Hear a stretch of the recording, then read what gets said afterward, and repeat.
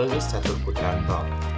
Kali ini kita akan membahas mengenai corporate governance. Nah, kira-kira apa sih yang dimaksud dengan corporate governance? Mari kita bahas bersama-sama.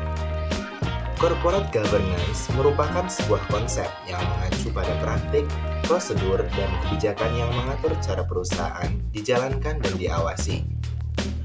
Tujuan dari corporate governance sendiri adalah untuk memastikan bahwa perusahaan dijalankan secara transparan, adil, dan akuntabel kepada semua pemangku kepentingan, termasuk pemegang saham, karyawan, pelanggan, pemasok, dan masyarakat luas.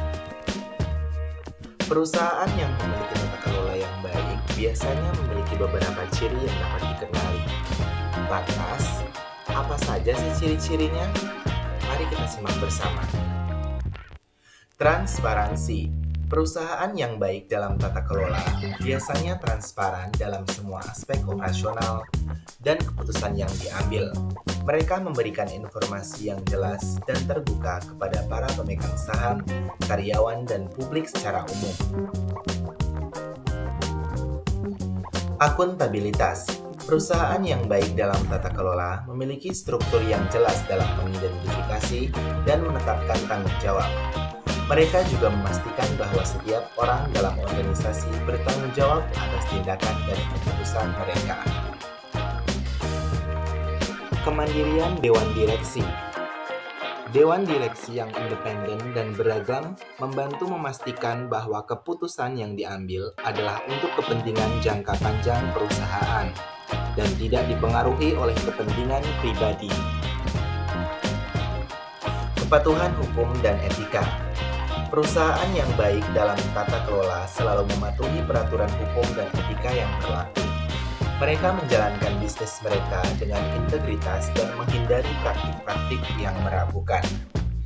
Pemantauan dan evaluasi berkelanjutan.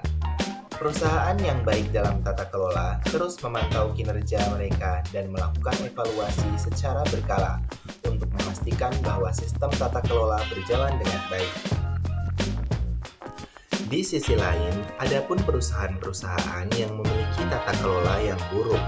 Nah, seperti apa sih ciri-cirinya? Mari kita simak bersama. Ketidaktransparan.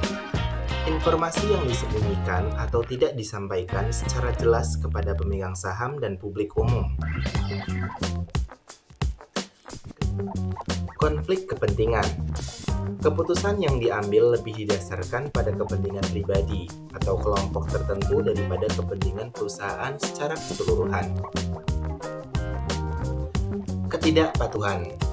Melanggar aturan hukum dan etika yang berlaku tanpa pertimbangan yang memadai. Ketidakmampuan untuk beradaptasi. Tidak melakukan perubahan yang diperlukan dalam tata kelola perusahaan untuk mengikuti perkembangan pasar dan regulasi. Ketidakstabilan organisasi. Terjadi pergantian manajemen yang tinggi atau konflik internal yang berdampak negatif pada kinerja perusahaan. Nah, begitulah kurang lebih penjelasan mengenai corporate governance dan juga tujuannya dan apa ciri-ciri dari perusahaan yang memiliki tata kelola yang baik dan juga perusahaan yang memiliki tata kelola yang buruk. Semoga bisa bermanfaat ya. Sekian dari aku. Sampai jumpa di video-video selanjutnya.